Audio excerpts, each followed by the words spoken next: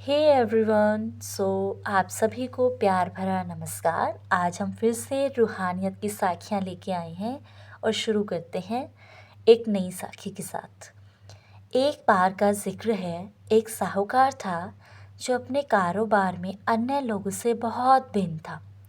उसे एक पूरे गुरु की खोज थी जो उसे सत्य का ज्ञान दे सके।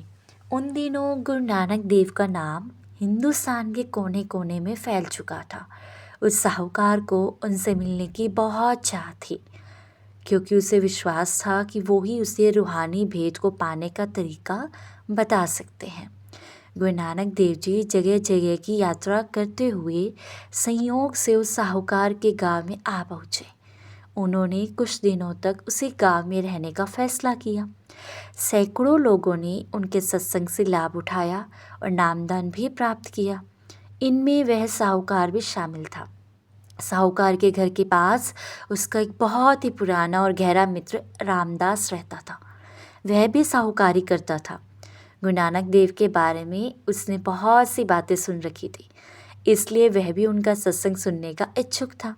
एक दिन दोनों मित्र एक साथ उस महान संत के चरणों में बैठकर सत्संग सुनने के लिए निकल पड़े। लेकिन रास्ते में रामदास की नज़र एक वेश्या पर पड़ी और वह उसके रूप और हाव भाव पर मोहित होकर उसकी ओर खींचा चला गया।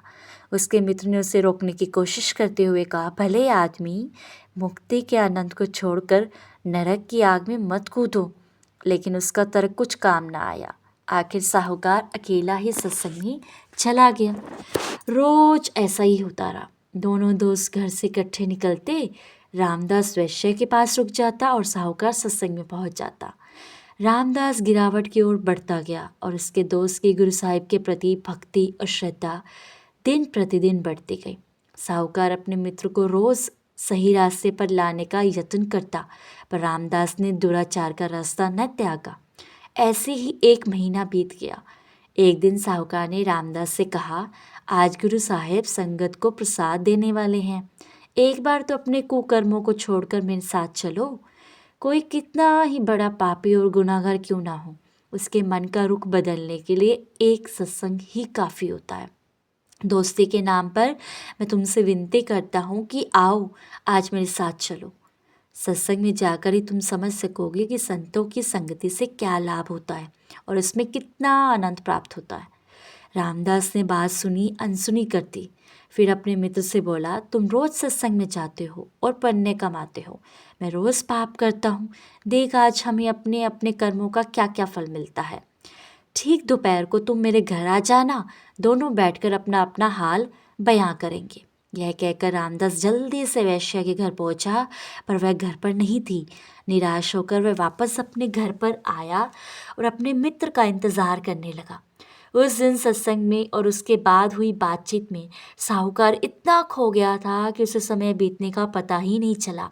इसलिए उसे घर पहुंचने में उस दिन बहुत देर हो गई।